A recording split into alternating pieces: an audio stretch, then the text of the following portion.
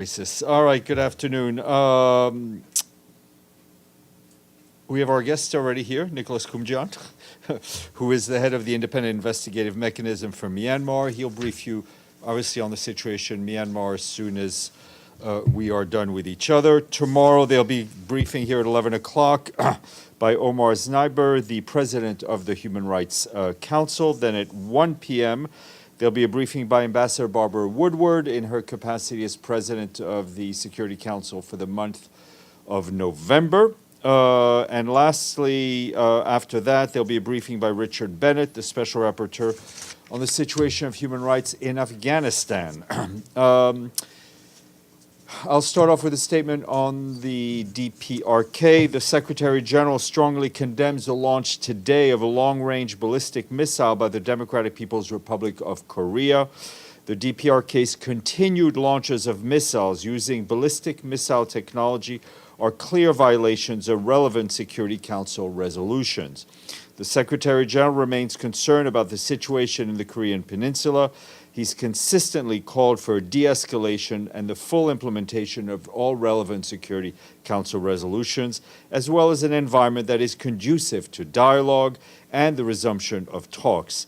Diplomatic engagement remains the only pathway to sustainable peace and the complex and verifiable denuclearization of the Korean Peninsula. Turning to Lebanon, and first of all, on the peacekeeping front, our Blue Helmets, who remain at their positions and continue their essential work to monitor the report and to report to us and to the international community what is actually happening on the ground. They tell us that intense clashes between Hezbollah and the Israel Defense Forces have been reported in Khiam, in an area in UNIFIL Sector East. The Israeli Defense Forces had continued its strike across Lebanon, including in the south, Baalbek and near Beirut, with multiple casualties reported. Hezbollah's rocket fire has reportedly killed 5 people today near Metula in northern Israel. Yesterday, a UNIFIL position near the Blue Line, south of the Shaba Farms, also in Sector East, Shaba Village, sustained minor damage to its barracks and a vehicle due to a nearby explosion. We once again remind all involved in this conflict of the inviolability of UN premises and that those premises must be respected, as well as our peacekeepers, both uniformed and civilian. The intensifying hostilities are, of course, extremely concerning. We urge all actors to stop violence immediately and avail themselves of the diplomatic initiatives to end this conflict. We continue to support efforts towards de-escalation and a diplomatic solution. The UN peacekeeping mission also remains focused on helping local communities. This week, they delivered essential humanitarian aid to the municipality of Tyre amid challenging situation in South Lebanon. The aid included medical devices as well as medicines. On the humanitarian front, as in many conflicts, children and women are bearing the brunt of the ongoing hostilities. In a statement today, UNICEF's executive director, Catherine Russell, said that 166 children have been killed in Lebanon since October 2023. That's what Lebanese authorities are telling UNICEF, while thousands of others have been injured. UNICEF is on the ground to provide emergency psychological support to 1,000 children and their caregivers.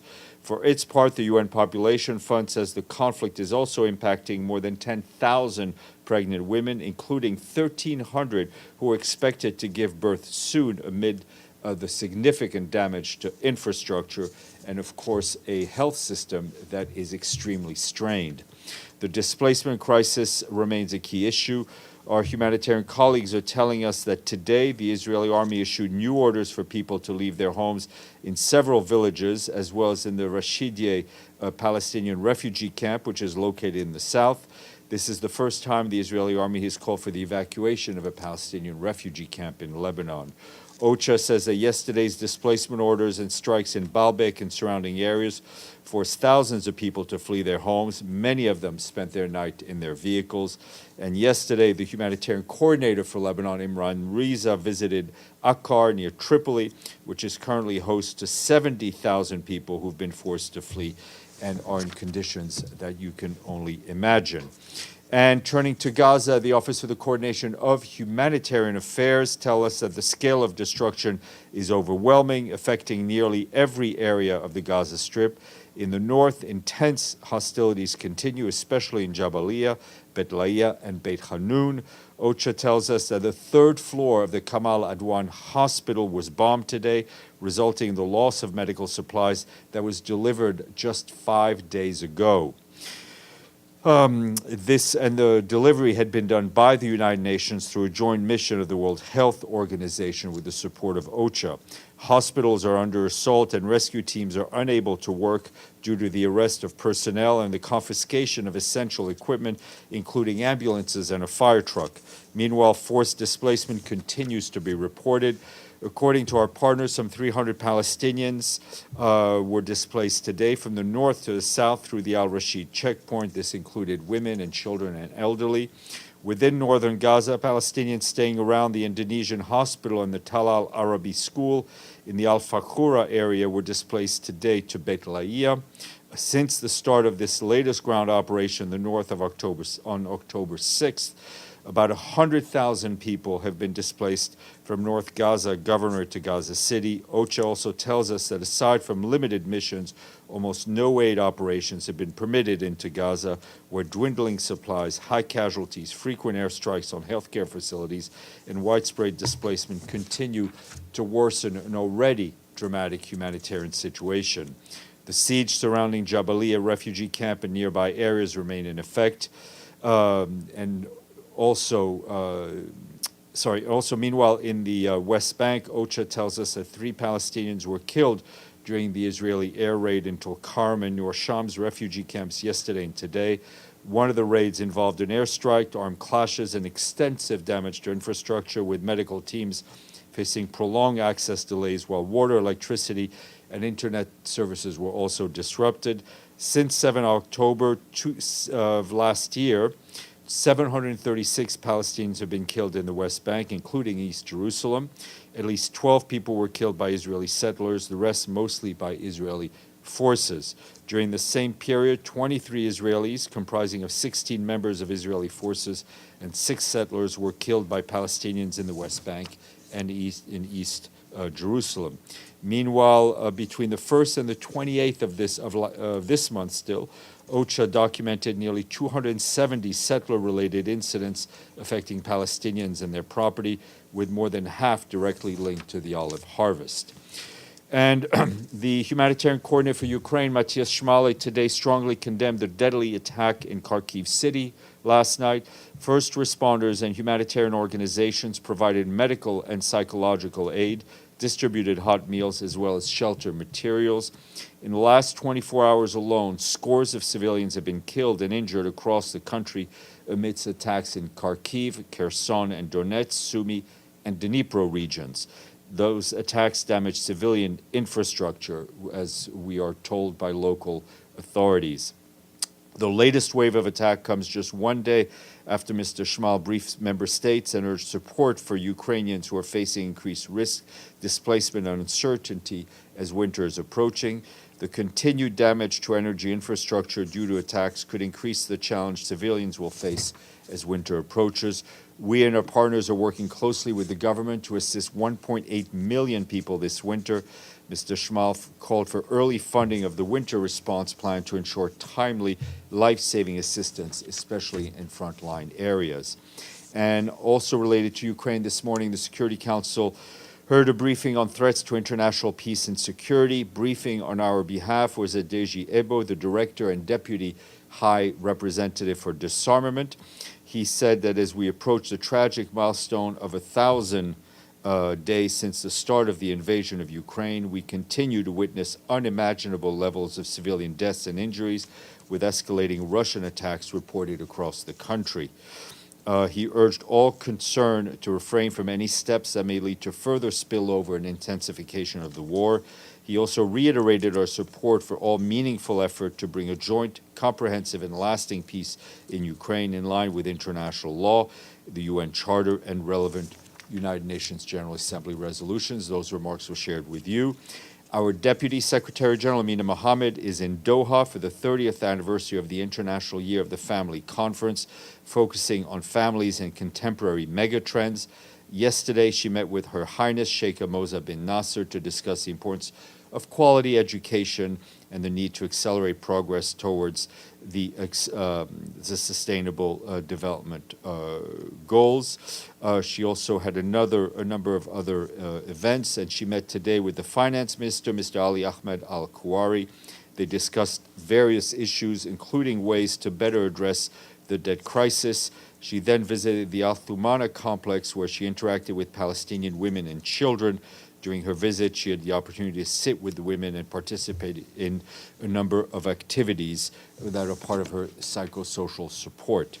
And in Cuba, in the wake of the hurricane that hit Cuba, the Office of the Coordination of Humanitarian Affairs has released $3.5 million from the UN Central Emergency Response Fund. That is to address urgent needs in the areas of shelter, health, food, and water. This allocation follows an earlier release of an emergency cash grant of $100,000 for the delivery of essential items. The resident coordinator, Francisco Pinchon, together with OCHA, the World Food Program, and UNICEF, as well as authorities and first responders, visited the areas impacted by the hurricane over the last couple of days. They reported widespread flooding is making rescue operations and people's ability to access essential services such as water, food, and healthcare extremely challenging, with ongoing power outages and damages to roads, further disrupting the communications and the response.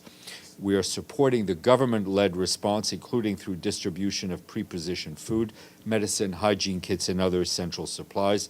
Assistance will expand tomorrow when the $33 million action plan is launched. This new plan aims to reach 478,000 people impacted. And in South Sudan, the Secretary General's Special Representative and head of our peacekeeping mission there, Nicholas Fink-Haysom, urged political leaders to produce a clear and realistic work plan for implementing outstanding provisions of the peace agreement. The clock is ticking, he warned, at a meeting of the reconstituted Joint Monitoring and Evaluation Commission, adding that limited progress has been made since the government announced an extension of the transitional period and delayed elections back in September. Lastly, today is World Cities Day. In his message, the Secretary General said with more than half of the population and 70% of global greenhouse emissions, cities are on the forefront of fighting climate change. That's why I bike to work. The energy and vision of youth leading the charge, youth is me, is part of the change that we need. Edie, then Gabby, then Dawn. Thank you, Steph. A follow-up on Kamal Adwan Hospital. Mm-hmm. You said the third floor was destroyed. Is the hospital functioning at all? What's happened to the patients who were there? Well, I think there were very few patients there. I think the word functioning, when it comes to a number of these hospitals in Gaza, may be misleading. I think these hospitals are trying to survive. The medical staff that is still there is doing their best to try to serve the patients that remain there. You know, through great effort, we delivered goods just 5 days ago. Those goods are now destroyed. So I think they're doing their best in a situation that defies words. Has the UN raised this issue with the Israeli authorities? I have no doubt that our colleagues on the ground have done so. And a second question on something totally different. The UN Security Council adopted a resolution today extending the mandate of the political mission in Libya for 3 months to put pressure on the Secretary General to appoint a new special representative. Can you give us an update on that? The update is ongoing. I think the Secretary General already feels under pressure to appoint one. It is not an easy post to fill, finding the right person who's willing to serve, and finding the person that is also can get through the filter of our 15 friends down the hall. Gabby. Thanks, Steph. Following up on Kamal Al-Adwan Hospital, do you have any reason to believe that that was not specifically targeted? They could have hit anywhere in the hospital, but they hit specifically the floor where WHO medical supplies were at. I can only attest to the damage. I can't attest or speculate on the motivation or the targeting. Was it specifically targeted? Was it not? Was it a mistake? Was it not a mistake? That's not a question for us to answer. We can only witness with extreme sadness the result. And Amos Hochstein, the U.S. envoy is in Israel. There's been some leaked documents allegedly about a 60-day ceasefire being brokered by the United States and others. Is Hochstein planning to meet with anybody from the UN? Is he planning? He, yeah. what I meant to say, I'm sorry. Yeah, sorry. I'm trying to get a real-time update for you on that, and I will get back to you. Thanks. Dawn, then Ibtisam. Thanks, Steph. I have a question on polio, and forgive me if you gave an update, I was late. But in his remarks to the Security Council this week, the Israeli ambassador said that the polio vaccine campaign will commence in northern Gaza in the coming days. Do you have any It's my update? understanding that it may resume over the weekend. Okay. Yep. And then my second question is, you're familiar with the letter that the U.S. sent to Israel about the changes they wanted to see in humanitarian aid in Gaza. One of the requests that were made in the letter included allowing people in Muwasi and the humanitarian zone to move inland before winter. And I was just wondering if you've seen any movement on this. Has the UN been approached? I haven't been briefed on any movement. I can ask my humanitarian colleagues. Ibtisam, then Fatih, then Deji. I know you talked about Tulkarem, the attacks in Tulkarem, and but I didn't hear you, or maybe I missed that, saying something about the destruction of UNRWA office near Tulkarem in a refugee camp, Ain Shams. I haven't received that information to date, but I'll check with my UNRWA colleagues. And then Mukhayyam Nur Shams, the refugee camp. On Lebanon and the orders that the Israelis gave to Al-Rashidi camp, on refugee camp, Palestinian. What does that, I mean, for you, when you look at the attacks that Israel is, with their legislation, and now going after Palestinians who are refugees in Lebanon, do you have any comments on that more than just giving us this information? I mean, again, it seems that evacuation orders are hitting or being given to wide swath of the population, different areas in Lebanon. Whether people are forced to, whether they are Palestinian refugees, whether they're Lebanese or Syrian refugees in Lebanon, everybody is forced to move and is forced to try to survive in an active combat zone. And that's why we've spoken out against all of this, regardless of who it impacts. Fatih and then Deji. Thank you, Steph. Please let me switch to the Asia-Pacific region, and with the DPRK recent launch. The Secretary General started to engage with the regional leaders, namely in Japan, South Korea, and China, with regard to the what seems to be a non-stop path of violations of UN Security Council resolutions. Add to that the leasing of thousands of North Korean special forces to Russia in its fight with Ukraine. Does the Secretary General have any plan of engagement he with has, the region? these are issues that have been constantly raised by the Secretary General with his interlocutors in the region. pushing them to all move in the same direction, which is to try to get diplomatic talks back on track. Deji. Yes, two questions. First, a follow-up on the polio campaign. You said, according to your understanding, it will probably resume in northern Gaza this weekend or maybe next week. But who will do that? I mean, the phase one and the previous ones, we heard about from Mr. Lazzarini that UNRWA actually took a large role in it. So UNRWA will still doing this in the northern Gaza? That is correct. With the bills in well, the all those laws things? that were passed will not be, if as far as I understand, will not be implemented for, 87 days Yeah, now? I know. Or, Yeah. but they, there is no alternative to UNRWA and UNICEF and WHO running this this critical campaign. So I just want to confirm Yes, that UNRWA is going that's to correct. Okay. So second question. Today is Halloween. If Secretary General is invited to a Halloween party, which costume would he prefer? President Trump or Vice President Harris? He would dress up as a peace dove. Okay, on that note, I want to thank Nicholas for being extremely patient. My colleague Shireen will moderate.